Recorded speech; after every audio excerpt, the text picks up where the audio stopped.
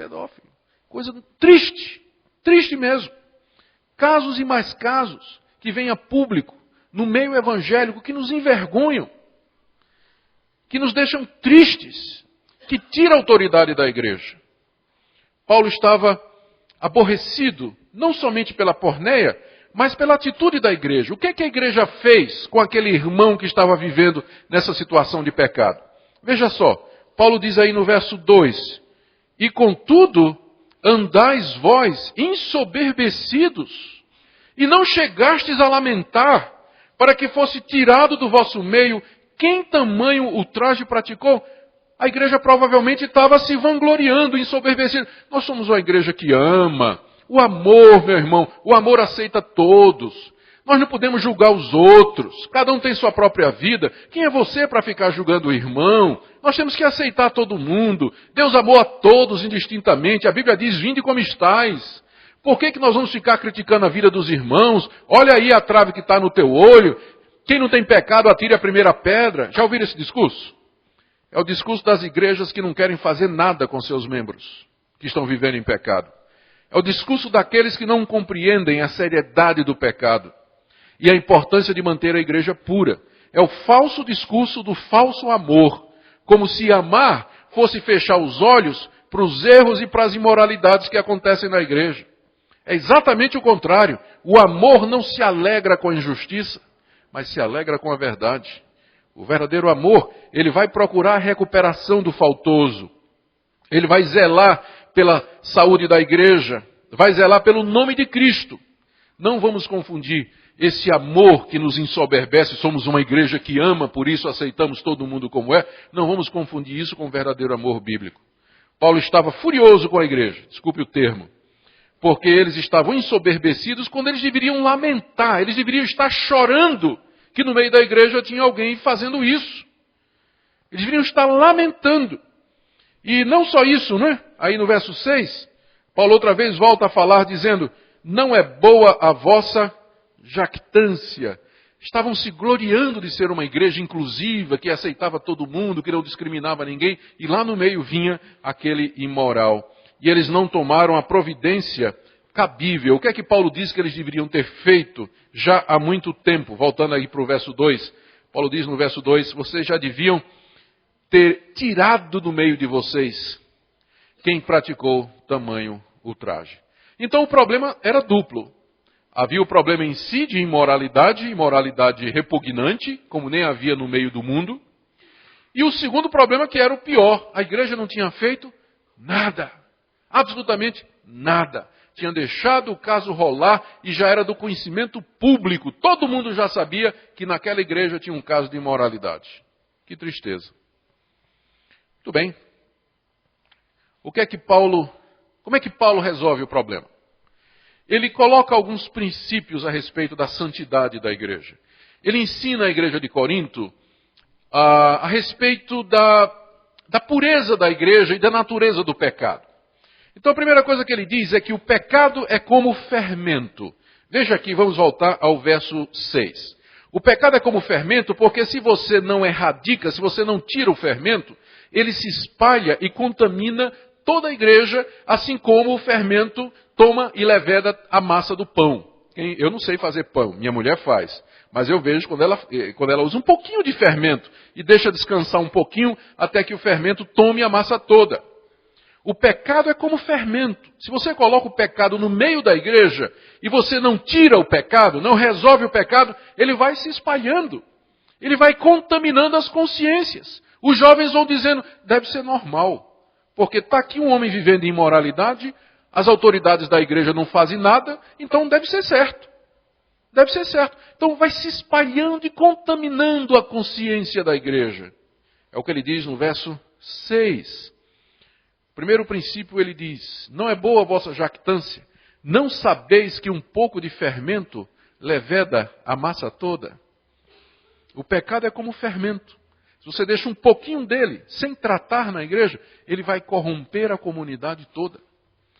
E aqui Paulo está se referindo naturalmente à festa da Páscoa. Aqui está uma foto do que geralmente hoje é a Páscoa moderna, celebrada pelos judeus, com vinho, as ervas amargas ali atrás, aqui na frente o pão asmo. Esse pão era sem fermento, como está escrito lá no livro de Ezequiel, aliás, de Êxodo. 7 dias comereis pães asmos, quer dizer, sem fermento. Logo ao primeiro dia tirareis o fermento das vossas casas, pois qualquer que comer coisa levedada, desde o primeiro dia até o 7º dia, essa pessoa será eliminada de Israel. Então, no contexto do Antigo Testamento, durante a festa da Páscoa, em que se celebrava a morte do Cordeiro, o pão era sem fermento, porque o fermento era um símbolo do pecado. Então, na própria Páscoa, em que nós celebramos a morte do Cordeiro de Deus, Jesus Cristo, a ideia do fermento fora, do pecado fora, já está presente. O pecado é como o fermento, se não erradicado, ele se espalha e contamina toda a igreja. Segunda coisa que Paulo diz para eles é que a vida cristã é como a Páscoa. Ele diz aí no verso 7, lançai fora o velho fermento do pecado, para que sejais uma nova massa, como sois de fato sem fermento. Pois também Cristo, nosso Cordeiro Pascal, foi imolado. Por isso celebremos a festa, não com o velho fermento, nem com o fermento da maldade e da malícia, e sim com os asmos da sinceridade e da verdade. Aqui Paulo usa a figura da Páscoa, em que o cordeiro foi sacrificado, em que o pão era sem fermento, e aplica à igreja. Nós não temos mais Páscoa, foi substituído pela ceia do Senhor.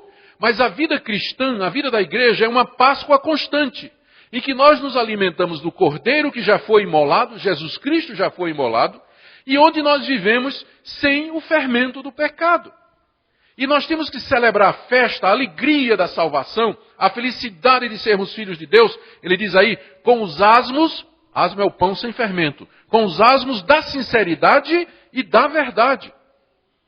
O pecado não pode estar no nosso meio, porque o fermento estraga a festa. Se tiver fermento no pão, a Páscoa não vale mais, já não é Páscoa. E na hora que o pecado está no nosso meio, o pecado não tratado, o pecado que não foi checado, disciplinado, corrigido, restituído, disciplinado, então já não é mais a Páscoa. É como o pão levedado no meio da celebração. Estraga a nossa alegria, acaba com a nossa festa. Não tem motivo para felicidade, mas na verdade só motivo de lamento e de choro. Terceira coisa que Paulo ensina é que há momentos na igreja em que tem que haver uma separação. Por mais que nós gostemos dos irmãos, mas tem um momento em que nós temos que exercer a disciplina, porque ela é necessária para manter a pureza da igreja. Veja o que Paulo diz aqui no verso 12 e 13. Com que direito haveria eu de julgar os de fora? Não julgai vós os de dentro, os de fora, porém, Deus os julgará, expulsai de entre vós o malfeitor. Veja o que ele disse antes. Ele diz aqui a partir do verso 9. Ele diz que já tinha escrito uma carta para a igreja de Corinto, onde ele tinha dito isso, vocês não podem se associar com gente impura. Pelo jeito, a igreja de Corinto recebeu aquela carta e disse, Paulo está dizendo que a gente não pode andar com as pessoas do mundo. E aí eles iam viver como monges em mosteiros. Aí Paulo agora escreve essa carta dizendo, não, quando eu disse a vocês, quando eu escrevi aquela carta dizendo que vocês não se juntassem com gente impura, eu não estava falando com gente do mundo, porque então vocês iam ter que sair do mundo. Você vai para o trabalho, o seu colega de trabalho não é crente. Você está na escola, seu professor é do mundo. Você tem amigos que não são do mundo, que não são crentes também. Então você vai ter que sair do mundo. Não é isso que eu estou dizendo, Paulo está dizendo. Eu estou dizendo para vocês não se associarem com gente que se diz crente. E ao mesmo tempo, veja só, verso 11. Eu vos escrevo que não vos associeis com alguém que, dizendo-se irmão, ele é impuro, avarento, idólatra, maldizente, beberrão e roubador. Com esse, você nem coma com ele. Aqui é uma separação santa. Já pensou se nós fôssemos praticar isso na igreja? Se nós chegássemos para o irmão que tem aquela língua desse tamanho, que vive falando mal de todo mundo, porque maldizente está aqui na lista, né? Não está na lista o maldizente? Se a gente chegar para aquela irmãzinha que fica falando mal de todo mundo e dizer, minha irmã, a partir de hoje eu não tenho mais comunhão com você. Eu não sento nem na mesma mesa que você está. Já pensou se a igreja toda der um gelo santo nela? Ela vai aprender? Vai.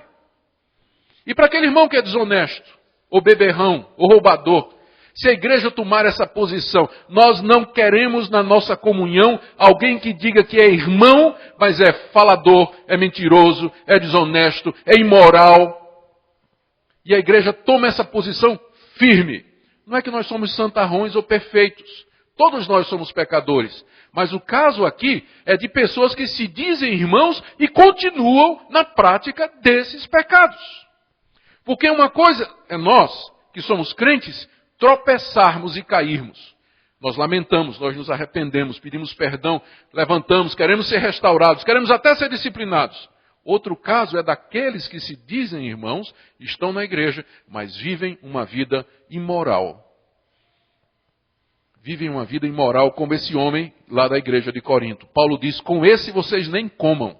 Mas o que é que a gente faz? A gente fecha os olhos, né? A gente fecha os olhos. Faz de conta que não está acontecendo nada. E a pessoa continua na igreja, com sua vida imoral, sua vida irregular, sua conduta e suas palavras erradas. E a igreja não toma providência nenhuma. Paulo está aqui revoltado com a atitude da igreja. Isso não é amor. Isso não é tolerância cristã. Isso é, na verdade, falta de amor a Deus e falta de compreensão da santidade da igreja. Nem coma ainda com essa pessoa. Então, queridos, há um momento em que a igreja tem que tomar uma posição mesmo. Uma posição firme com quem se diz crente, mas vive na prática costumeira do pecado. Isso se chama disciplina. Disciplinar a pessoa. Bom, o que é que eles deviam fazer então? Paulo então diz. Primeiro, vocês têm que expulsar um infrator, diz o apóstolo Paulo. Veja como ele fala disso aí no capítulo 5, de 3 a 5. Ele diz o seguinte: já que a igreja não ia fazer nada, ele era apóstolo, estava ausente, mas presente em espírito. Aí sentencia, já passou a disciplina. Ele sentencia em nome do Senhor Jesus. Está aqui, ó. Não é autoridade só dele, mas em nome de Jesus. Reunidos vós e o meu espírito com o poder de nosso Senhor Jesus Cristo. De onde vem essa autoridade?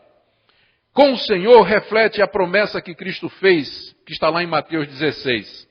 Jesus disse à igreja, disse a Pedro primeiro, te darei as chaves do reino dos céus. O que ligares na terra terá sido ligado nos céus, e o que desligares na terra terá sido desligado nos céus. Isso ele disse no capítulo 16. Mas adiante, no capítulo 18, ele diz a mesma coisa para todos os apóstolos, para a igreja.